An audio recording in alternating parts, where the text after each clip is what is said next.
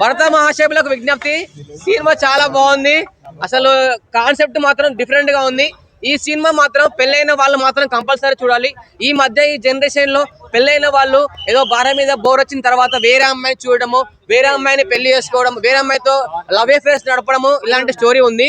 కానీ ఈ సినిమా పెళ్ళైన వాళ్ళు భర్తలు చూస్తే మాత్రం సినిమా పేరే ఉంది, భర్త మహాశయులకు విజ్ఞప్తి. ఏంటంటే మీరు వేరే అమ్మాయిని పెళ్ళైనాక వేరే అమ్మాయిని చూడడం కానీ వేరే అమ్మాయితో మాట్లాడడం కానీ చేయొద్దు. అసలు ఈ సినిమా రవితేజ గారు చాలా బాగా తీశారు. కాన్సెప్ట్ చాలా బాగుంది, కామెడీ ఉంది. ఇందులో వెంజల కిషోర్ గారు, రవితేజ గారు అండ్ గెటప్ సీన్ గారు ప్రతి ఒక్క యాక్టర్స్ ఉన్నారు. కామెడీ అయితే వేరే లెవెల్ ఉంది. స్టోరీ మాత్రం ఇంతే. ఏంటంటే పెళ్ళైన వాళ్ళు ప్రతి ఒక్కరు ఈ సినిమా చూస్తే వేరే అమ్మాయి దగ్గర గెలకరు, వేరే అమ్మాయి జోలికి వెళ్ళరు. అసలు భార్యకు తెలిస్తే ఎలా ఉంటుంది భయం, భార్యకు చెప్పాలంటే భయం. ఒకవేళ భార్యకు భయపడి చెప్తే ఆ నరకం ఎలా ఉంటుందో అలా ఉంటుంది. ఎంటర్టైన్మెంట్ కామెడీ బాగుంది. సత్య గారి కామెడీ అయితే అదిరిపోయింది. అసలు సత్య గారి కామెడీ అండ్ వెంజల కిషోర్ గారు అండ్ గెటప్ సీన్ గారు అండ్ మన చాలా మంది ఉన్నారు. సునీల్ గారు కూడా చాలా బాగా యాక్ట్ చేశారు.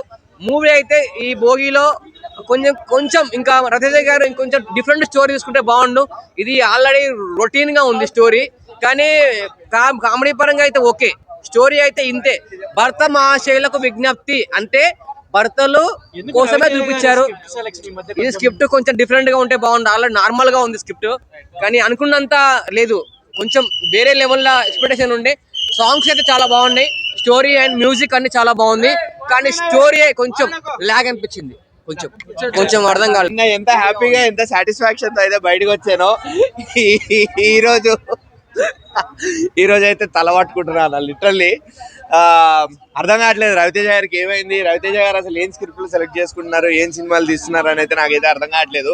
ఈవెన్ కిషోర్ తిరుమల గారు కూడా నాకు నమ్మకం ఉండే, యాక్చువల్లీ మంచి సినిమాలు తీసారు ఆయన. ఇంతకు ముందు కూడా రెడ్ బాగుంటది, ఉన్నది ఒకటే జిందగీ బాగుంటది, నేను శైలజ మంచి సినిమానే. ఏమైందో మరి కిషోర్ తిరుమల గారి ఫాల్టా, రవితేజ గారి ఫాల్టా, స్క్రీన్ ప్లే ఎక్కడ దొబ్బింది నాకేం అర్థం కావట్లేదు. అఫ్ కోర్స్ స్టోరీ రొటీన్ స్టోరీయే, పెళ్ళి అయిపోయింది, పెళ్ళి అయిన తర్వాత అఫేర్ అదంతా ఫైన్, పక్కన పెట్టేయండి. ఇలాంటి సినిమాలు చాలా వచ్చాయి.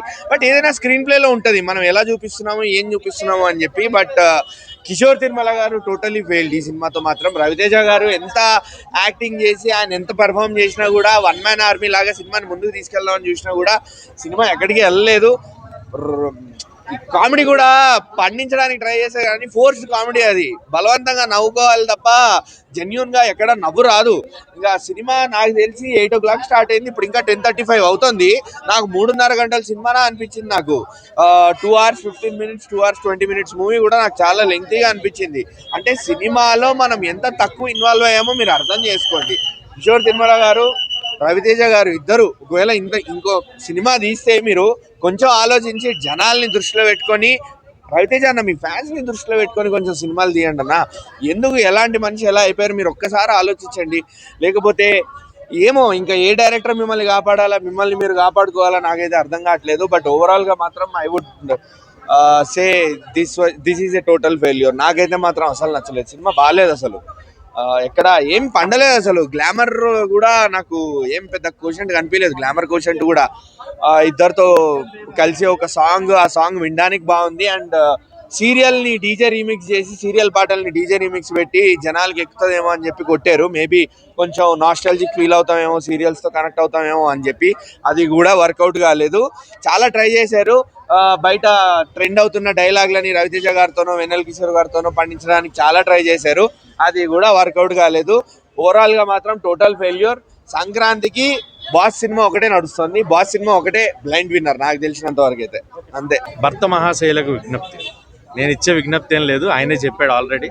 సో ఎంటర్టైన్మెంట్ ఫిలిం అంటే నాకు ఒక ఇంట్లో ఇళ్ళలు వంటింట్లో ప్రియురాలు, పెళ్ళం ఊరెళ్తే, ఆవిడ మావిడే సినిమాలు ఎలా ఉంటాయో ఆ ప్యాలెట్, అంటే కొంత ఆ ఫ్లేవర్ కనిపిస్తూ ఎంటర్టైన్మెంట్ వే కంప్లీట్గా. రవితేజ గారు ఆయన మార్క్ ఎంటర్టైన్మెంట్ తోటి, అండ్ వెన్నెల కిషోర్ గారు, సునీల్ గారు వాళ్ళిద్దరు కాంబినేషన్లో కామెడీ కంప్లీట్గా వర్కౌట్ అవుతూ, మధ్యలో సత్య గారు ఎంటర్టైన్ చేస్తూ, వైవా హర్ష గారు ఎంటర్టైన్ చేస్తూ, సో ఓవరాల్గా ఒక కంప్లీట్ ప్యాకేజ్ ఆఫ్ ఎంటర్టైన్మెంట్ లాగా వచ్చింది సినిమా. అండ్ సాంగ్స్ చాలా చాలా బాగున్నాయి, సాంగ్స్ బాగా నచ్చాయి నాకు. ఫుల్గా సాంగ్స్ మంచి ఎనర్జీని ఇచ్చాయి. అండ్ లేదు, ఇద్దరు ఒకలే, సేమ్ లెవెల్ ఆఫ్ ఇద్దరిది సేమ్, ఎవరు ఎక్కువ లేదు ఎవరు తక్కువ లేదు, ఇద్దరిది same entertainment, same level off screen presence, everything was అంతే. సో ఎక్కడ ఒకరిది ఎక్కువ వీళ్ళు తక్కువ అనేది ఏం లేదు. ఎంటర్టైన్మెంట్ బాగుంది మెయిన్గా. అంటే మనకు కావాల్సిన సినిమా వచ్చాము డబ్బులు పెట్టంటే ఎంటర్టైన్మెంట్ కావాలి, ఫ్యామిలీస్తో కూర్చొని చూడాలి. సో అలాంటి ఫ్యామిలీతో కూర్చొని సినిమా అయితే ఖచ్చితంగా భర్త మహాశైలకు విన్నట్టు.